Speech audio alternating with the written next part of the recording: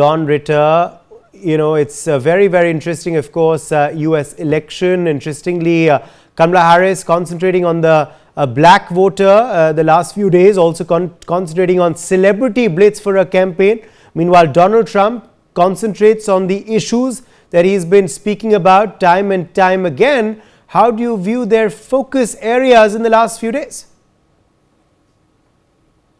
Well, I think the election is very close because not so much of the issues are playing some kind of secondary role in this election to personalities. I think Kamala Harris supporters are voting more for her, not on the issues, but because they hate Donald Trump and they have problems with his oversized, very, how we say, very large personality. That is motivating a great deal of the Democratic Party vote.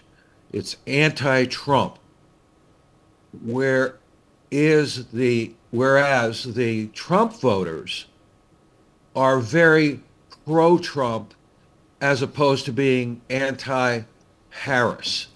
So that is one dynamic that's less well understood. On the issues, Trump should be winning by 20 points because he has very large leads on the economy, on inflation, on the border, and on the foreign policy, or the general idea that the world has gone on fire since the election of Biden-Harris. So she has the big advantage on abortion. And abortion plays a major role at the margin in the 2022 elections, which should have been a red Republican wave. It was a tiny trickle because women voted on the abortion issue in the extreme. Now, this is a presidential election. It's very different than a congressional election alone. Of course, congressional elections go together with the presidential. But I think it needs to be known that on the issues that are big in the minds of the American people, Donald Trump wins hands down on every one except for abortion. And abortion, by the way, they claim it's an issue of reproductive rights. That is the way the terminology has been put forth. But in a way, it's freedom to abort babies and kill babies. That's the other side of the coin, which is not overly well discussed. It's a very divisive issue, could prove very important at the final vote. Okay, let me quickly rope in Scott Taylor as well. Scott, as far as, of course, Scott, can you hear me? Okay, I think we've just lost Scott Taylor's connection. Unfortunately, we will try and rope him in shortly. But Don Ritter, quickly coming back across to you, how confident are you that your party nominee is likely to win the important swing states? Because that's what it all boils down to, isn't it? Well, it looks very, very close. Again, in Michigan, you have the automobile industry, which has been decimated over time and recently by the administration's regulatory attempt to kill gas-powered cars and replace them by a mandate, really, with electric vehicles, which many people are not interested in buying. They want to stick with their so you have that issue, which is very much in favor of Trump. In Michigan, you have an Arab population, which is very upset with the Biden administration's, Harris administration's views on Israel. and support for Israel, even though the Republicans feel that they haven't been strong enough in supporting Israel and have withheld certain large munitions to pressure Israel to find ceasefire, whereas Israel wants to win the war. And Republicans want to win the war, and the Biden administration wants a ceasefire. They're very concerned about the Arab American vote in places like Detroit, Dearborn, Hamtramck, and what have you.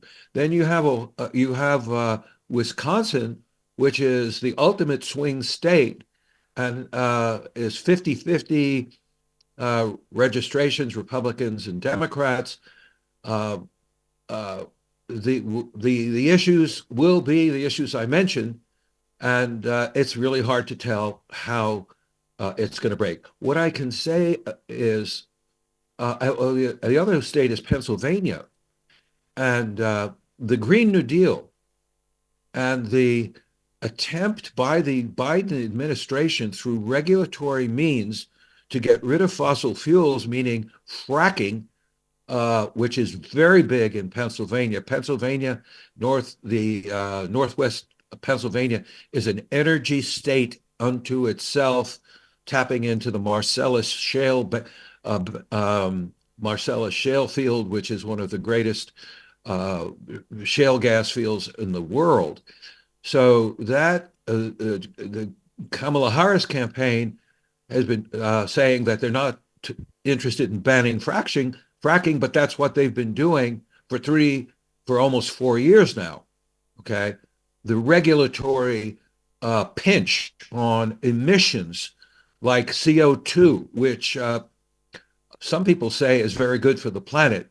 It greens the planet, but others say that it's going to destroy the planet. As a engineering doctorate from Massachusetts Institute of Technology, I go along with the idea that these greenhouse gases are not killing anything. In fact, they're greening the planet. But the bottom line is they have spent almost 4 years seeking to destroy fossil fuels, to curtail permitting new natural gas power plants, to spending hundreds of billions of dollars promoting solar and wind.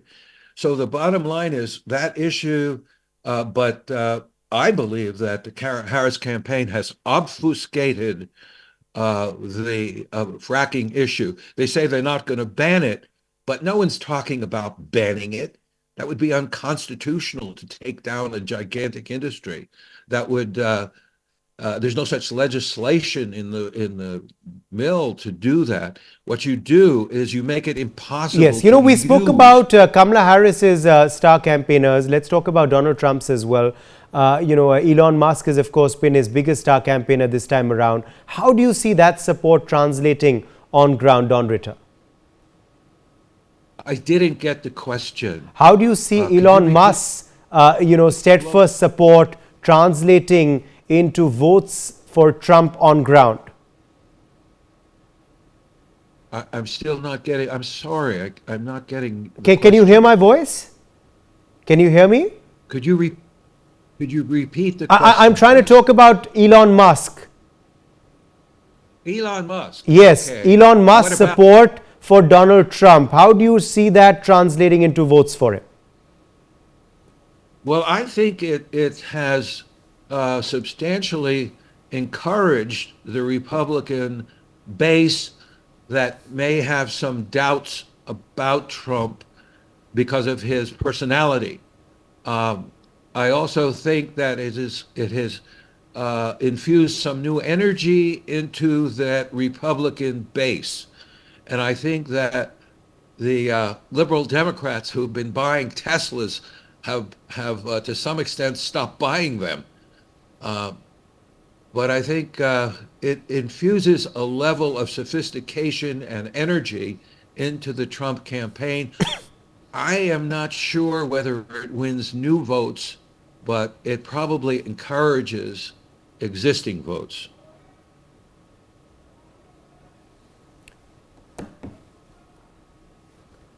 Hello? Absolutely, yes. Okay, now if we talk about, of course, the most closest state, which you believe, as you're saying, Don Ritter, is going to go down to the wire. It's very, very close. Which do you believe are going to be those crucial states which could sway the election this time around? Well, I think Pennsylvania, by the way, I was a congressman from Pennsylvania, so for 14 years, I know this state very well. It's going to come down, Pennsylvania is the most important state. The eastern side of Pennsylvania, the Philadelphia area, is a very, very different place than the western side, the Pittsburgh area. Pittsburgh is area and western Pennsylvania is manufacturing, it's energy, it's more conservative, it's more rural. The Philadelphia area is very democratic, and they're going to try to win the election by getting out the vote big time in Philadelphia. It's kind of easier for Democrats to get out their vote. You should know that. This is a unreported and less than understood element in the election coming up. If your vote is concentrated in deeply urban areas, which is what the Democrat vote is, if you look at a map of red versus blue, Republican versus Democrat, the Democrat vote are little islands of blue in the midst of a giant red American map. But the concentration of population is enormous, and that's how they get their votes. So it's easier to go through, like the housing projects and get people to register and then get them out to vote by a good ground game, which has lots of volunteers and paid staff going after people and getting them to the polls or getting their absentee ballots out to the election offices. So in terms of voter turnout, another issue is a lot of Trump support are potentially first-time voters. And the question is, will they actually come out to vote? They love to go to the rallies, what have you, but are they going to be voting? And that's a question I have. So, okay.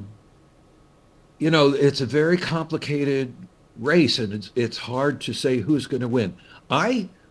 If Trump can get the voters out that like him, he could probably win because his voters like him more than Kamala Harris's voters like her, except Kamala Harris's voters dislike Trump.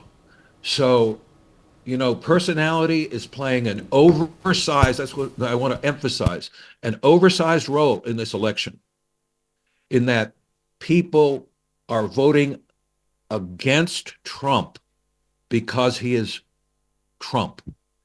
And people are voting for Trump because he is Trump. And that's why it's kind of 50-50 going into the election. By the way, India... Stay with us. We want to quickly rope in some more statistics as well that are emerging regarding the US presidential contest 2024. Let's quickly bring it up over here. So this is where things stand as of now. This is what ABC and Ipsos are saying. They're predicting it's very, very close, but 51% likely Harris will win, 48% Donald Trump. Let's show you about what CBS is saying currently, and YouGov. They're giving a slight, very, very slight edge to Harris at 50% and Donald Trump at 49%. As you can see over there, of course, if we talk about CNN and SSRS, again, extremely close, down to the wire. Slight edge to Harris at 48% and Donald Trump standing at 47%, of course. Now, if we talk about CNBC's poll, well, they are actually giving the edge to Donald Trump at 48% compared to Harris at 46%. If we talk about the Wall Street Journal, WSJ, well, what are they saying? Well, they are also giving a slight edge, very, very close, but slight edge to Donald Trump at 47% and Harris standing at 45%.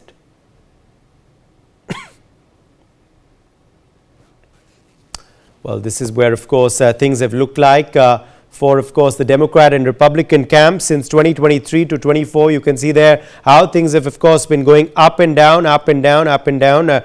Donald Trump, of course, been leading, according to Wall Street Journal, pretty much steadily, came very close in August and September. But they're saying that he's pushed slightly ahead of Harris. And of course, you can see here where Biden, of course, stood at way below Trump. Harris made that gap go, of course, very, very close. And she came slightly above Trump. But then the WSJ predicting in October, she's dipped below him once again by 3 points.